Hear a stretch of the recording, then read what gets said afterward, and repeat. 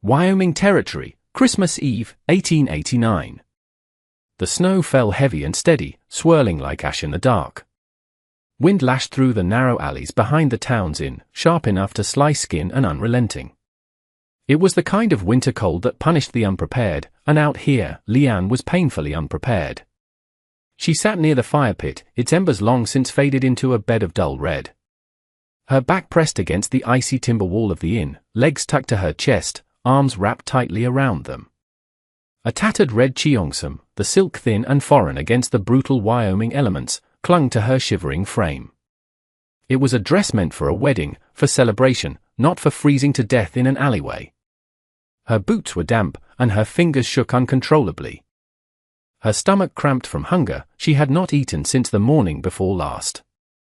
Her small cloth bag lay beside her, the embroidery frayed, her grip on it as tight as her jaw. The purse she had carried, containing what little money she had brought from across the ocean, was gone, stolen on the platform at the train station in a jostle of elbows and shouted directions.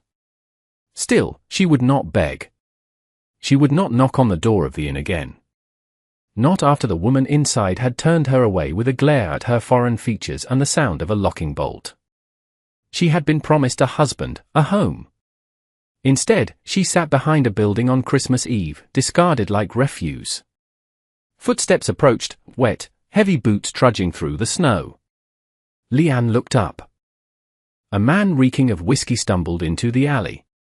He paused when he saw the flash of red silk against the white snow.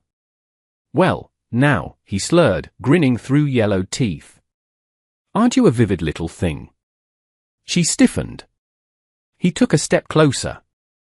"What's a girl like you doing out here alone?" She said nothing. Her heart pounded, and her fingers gripped the handle of her bag.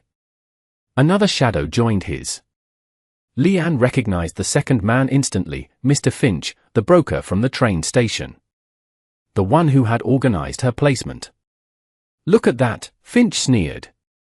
"Knew she'd end up here. Guess your future husband didn't want a Chinese bride after all, did he?" Said he ordered a wife, not a curiosity. They spoke around her like she was a package gone undelivered, something broken. The drunk chuckled. Figure someone ought to get use out of her. Leanne stood too fast. The alley spun, but she caught herself against the wall. "Stay back," she warned, her voice trembling but sharp. The drunk stepped forward. "Don't make a fuss, sweetheart. Cold night, good company. We can all stay warm." Her back hit the wall. There was no more room to retreat. She kept her bag between them like a shield. She was trembling, not just from fear, but from weakness, hunger, and the bone-deep cold. "You do not get to fall," she told herself. "Not tonight." That was when she heard it. The distinctive click of a hammer being pulled back on a revolver. The sound cut through the wind like a whip crack. The two men froze as hoofbeats approached. A figure appeared at the end of the alley, tall and broad-shouldered, wearing a duster coat heavy with snow and a low-slung gun belt. He said nothing as he walked forward, but his presence shifted the air. He stopped just behind the drunk and the broker. "You have somewhere else to be," the stranger said, his voice low and calm, with the gravelly edge of a man who didn't waste words. The drunk glanced back, trying to sneer, but faltered when he saw the tied-down holster on the man's thigh. This was a gunslinger, not a town sentiment. "We were just going," the drunk stammered. The men hesitated, then, grumbling, they slunk away down the alley, not daring to look back. Silence returned. Leanne stood there, still pressed to the wall, barely breathing. The man turned to her now. His gaze moved over her quickly, her shaking hands, the tattered red silk, the bruised pride, and the way she refused to cower despite it all. His voice was quiet but clear. "Is there anyone waiting for you?" She blinked. No one had asked her that. Not since the train. Not since the man who promised marriage took one look at her face and vanished. She shook her head just once. The man took off his heavy duster coat and stepped forward. He placed it around her shoulders, slow and certain. Then he looked her in the eyes. "Get up," he said. "You're coming home." Leanne's lips parted. She almost asked what he meant, but he was already turning. A wagon stood parked beyond the alley. Inside, bundled in thick quilts, 4 children watched quietly from beneath the canvas. Leanne looked down at the coat around her, heavy, warm, smelling of tobacco and pine. She took one breath. Then she followed. Jericho's ranch was a long ride from town. The wagon creaked along the snow-packed trail, wheels crunching softly beneath the weight. Leanne sat quietly beside Jericho, wrapped in his coat, her eyes fixed on the road ahead. She was afraid that looking around might break the spell and send her back into the cold. The children were nestled under thick quilts behind them, quiet and watchful. She had not asked where they were going. She did not want to know, terrified that if she asked, he might change his mind. Jericho drove in silence. After a long stretch of quiet, Leanne finally spoke. "He said I would not do," she murmured. "The man who ordered me. He said he did not know I was Chinese. He wanted a sturdy woman to work the fields, not." This she gestured to her silk dress, giving a soft laugh, bitter and small. "Then he sent me away. On Christmas Eve." Behind them, one of the boys stirred. Sam, the oldest, spoke with a voice direct and unflinching. "Do you have someone to protect you?" Leanne turned to look back. The boy's face was pale and solemn, his gaze far older than it should have been. Her throat closed. She blinked fast, fighting the hot tears. "No," she whispered. "I do not." Neither Jericho nor the children said anything for a moment. Then, quietly, Jericho said, "Around here, children are not chosen. They are kept." No one spoke again for the rest of the ride. The ranch house came into view through the snow, small, sturdy, tucked beneath a low ridge with smoke curling from its chimney. The wagon pulled to a stop, and Jericho climbed down, lifting Toby, still half asleep, into his arms before helping Leanne off the bench. Warmth hit her the moment they stepped inside. The fire in the hearth crackled steadily. The air smelled of wood smoke and something savory. The children followed in one by one as Leanne moved slowly toward the fire. The 4 of them turned to look at her all at once. Sam stood closest, watching Jericho first, then turning to Leanne with calm, unreadable eyes. Ben hovered near the door, eyes flicking toward it as though afraid it might shut again and leave him out. Lily peeked from behind a wooden chair, small fingers gripping the edge. Toby whimpered softly in Jericho's arms, burying his face into the man's coat. Leanne stood, unsure where to step. She had never seen children so still. Without a word, Jericho guided her gently toward the hearth. He pointed toward the wooden bench closest to the flames. She sat slowly, her fingers still trembling. Jericho ladled soup from a pot over the fire and handed her the first bowl. Steam rose in gentle curls, and her hand shook more from gratitude than cold as she accepted it. He looked toward Sam and gave the boy a nod. No words passed between them, but Sam understood. He moved over and made space beside the fire for the others. The children settled in one by one. Leanne took a sip of the soup. It was thin, mostly broth, but warm and real. She glanced up. The children ate without talking, each glancing at her from time to time. No one asked why she was there. No one asked her to leave. And in that silence, something inside her softened. A gunslinger with 4 children. She looked at Jericho, who sat with Toby still in his arms, calm as the firelight flickered across his rugged features. None of them are pushed aside, she thought. Not even the smallest one. The soup was gone too fast. She held the empty bowl in her lap and stared at it, blinking back tears. She had eaten. She was warm. And for the first time in days, Leanne felt safe. The wind howled through the gaps in the wooden walls again, a long, low whistle. But Leanne had barely moved. She sat quietly, watching the children. Ben flinched each time the wind changed pitch, his shoulders rising with every gust. When the soup had been served, he had waited until Jericho took his seat before eating. Lily had taken one look at her bowl and gently pushed it toward Toby. The toddler had already been nodding off, but Lily only picked up her own spoon after checking that his bowl was full. Sam never spoke unless spoken to. He moved with quiet purpose, collecting the firewood and stacking it neatly without being asked. Leanne noticed a pair of worn boots drying near the stove, smaller than Jericho's but older than the rest of the children's things. She had seen Sam put them on earlier. They were scuffed at the toes, well used. They had belonged to him for years, from before. The others wore clothes patched and mended, clearly Jericho's doing. But Sam's coat, though repaired, had history. Leanne did not want to ask, but quietly, almost to herself, she said, "The oldest. He is your real son, isn't he?" Jericho did not answer right away. He looked toward the hearth where Toby was now fully asleep against his chest. Then he said in a voice so low it almost blended with the crackle of the flames, "He is the only one who never had to ask if I was coming back." Leanne looked down at her cup. There was nothing else to say. Leanne woke to the faint scent of cornmeal and wood smoke. The room was still dim, touched only by the glow of a low fire. She stepped out of the room to find Jericho already up, crouching near the stove. "Morning," he said without turning. Leanne murmured a soft reply. Across the room, the children played in quiet clusters.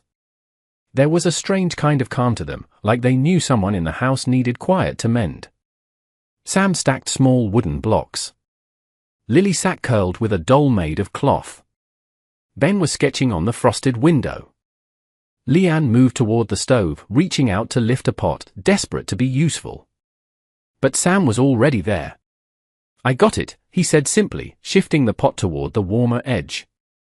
She took a step back. She grabbed a broom, but Ben was already sweeping. She glanced at the table. Lily had already arranged the spoons. Leanne stood still. No one had asked her to do anything, but there was nothing left to do. She had never felt more unneeded. She walked back toward the door, heart tight. Jericho looked up from the skillet. He saw the stiffness in her shoulders, the way she held herself too straight. Without a word, he wiped his hands and followed her to the porch. The cold met them fast. Jericho picked up a pair of thick gloves and held them out. "Applewood makes the best fire for cornbread," he said casually. "Nobody has ever roasted corn over it quite like you." I'm guessing she blinked at him. It was not a command, nor a suggestion. It was an invitation. Her hands shook as she reached for the gloves. They walked in silence to the edge of the barn where the woodpile Saturday. Jericho handed her a small axe. "I am not very good at this," she murmured. Jericho shrugged. "Neither was I," and then he left her there. The gloves scratched her wrists. The wind tugged at her coat. She split one log, then another. Her hands were clumsy, but her back stayed straight. She lasted 10 minutes before the tears came. She leaned against the wall of the barn, breath shaky. The tears were silent but hard, coming from years of being a weight, a burden, a thing to be traded. Behind her, the door creaked. Lily patted up with a slice of cornbread on a tin plate. "I saved you the corner piece," the girl said. Leanne knelt and took it with both hands. "Thank you," she whispered. She bit into it. She did not need to be perfect. She just needed to stay. The sky had turned a dull pewter grey, and the snow had started falling again when Leanne heard the hooves.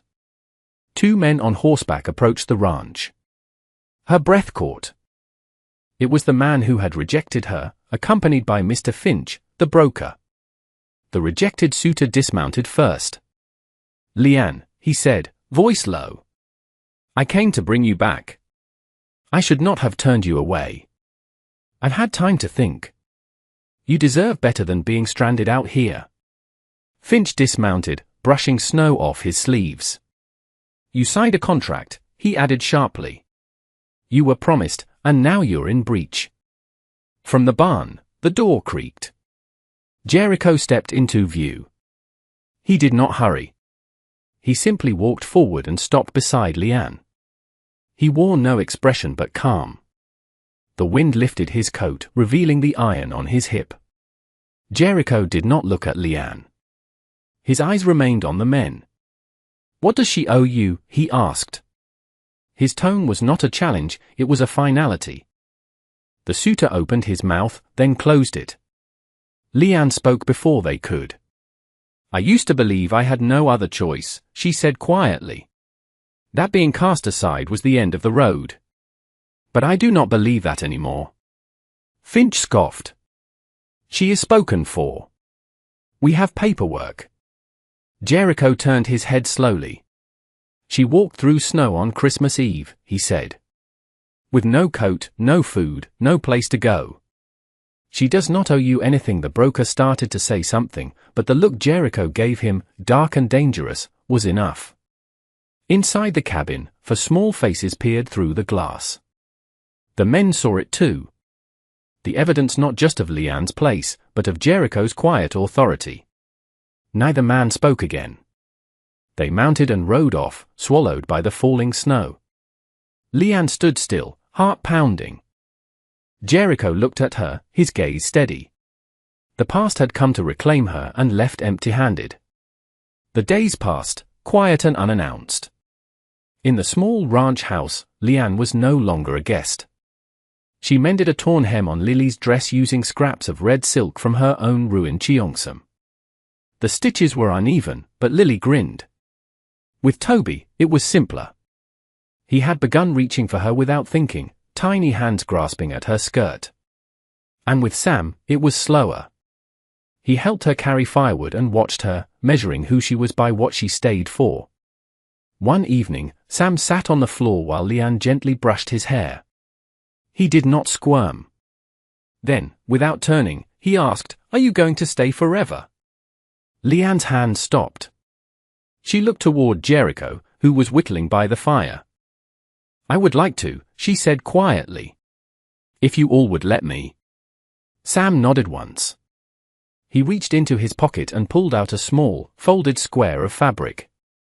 It was an old handkerchief. "My ma gave me this when I was little," he said. "She said to keep it when I missed her. I think maybe you should have it now." Leanne took it with trembling fingers. She pressed it to her lips, then looked up at him. Not a boy asking for a mother, a boy telling her she had become one. The wind was shifting when they finished loading the wagon for a supply run. Leanne stood beside Jericho, arms red from the cold. "You sure the horses can pull this much?" she asked. He gave a slow nod. They climbed into the wagon together. The snow came sooner than expected, thick, heavy flakes that clogged wheels. The wagon lurched and stopped. "Too deep," Jericho muttered. They led the horses to a small cave half hidden under a ridge. Inside, the cold was still sharp. Jericho built a small fire. Leanne sat with her back to the stone wall, shivering. Jericho shrugged off his coat and draped it around her again. "You do not have to," she said. "I do not leave people cold in the snow," he replied. He looked at her, the firelight catching the sharp angles of his face. "I still do not know if I can be a mother," she said, staring at the flames. Jericho was quiet for a long time. Then he said, voice low, almost unsure, "I do not know how to ask a woman to marry me. I have no ring, and no pretty words. I have a house full of children and a past full of violence." The wind howled outside. "But if you are still sitting here come morning," he said, "then the house is yours, too." Leanne stared at him. There were no promises, just the smoke between them and the warmth of his coat. She smiled, shifted a little closer to the fire, and did not move all night. 1 year later, the ranch breathed warmth. Leanne sat by the hearth, knitting a red scarf. Sam moved carefully around the dining table, arranging plates. He was taller now, surer of himself. Lily and Ben giggled from the corner where they hung pine cones on a crooked fir tree. Toby sat in the middle of the rug, holding a toy horse. "Mama," he called out clearly. "Yes, darling, I am here," Leanne said, ruffling his hair. The door creaked open, and Jericho stepped inside, coat dusted white.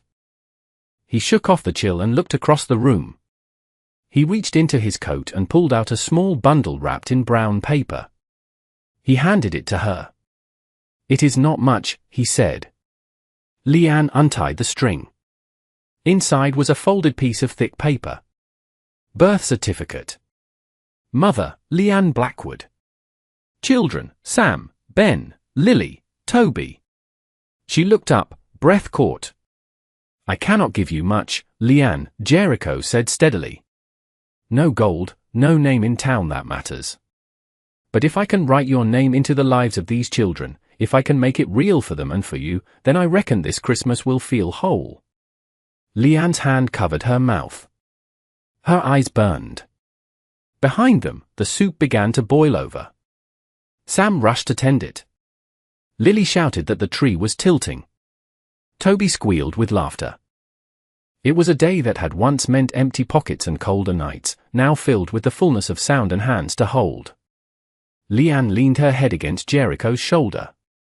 "Thank you," she whispered, "for saying get up, you're coming home that night," and this time, she knew she had. The story of Leanne and Jericho teaches us that family is not defined by blood, but by the will to stay when the winter is at its harshest. It reminds us that true strength is not found in the hardness of a gunslinger's past, but in the tenderness required to heal a broken home. Leanne's journey proves that even when the world leaves us freezing and forgotten, there is always hope for a new beginning if we are brave enough to accept it. Forgiveness plays a vital role here, not necessarily of those who hurt us, but allowing ourselves to forgive our own perceived inadequacies. By choosing to nurture the children and trust a stranger, Leanne transformed a shelter into a sanctuary. Ultimately, love is the act of saying you belong and meaning it, every single day. What did you think of Leanne's choice to stay and build a life with Jericho?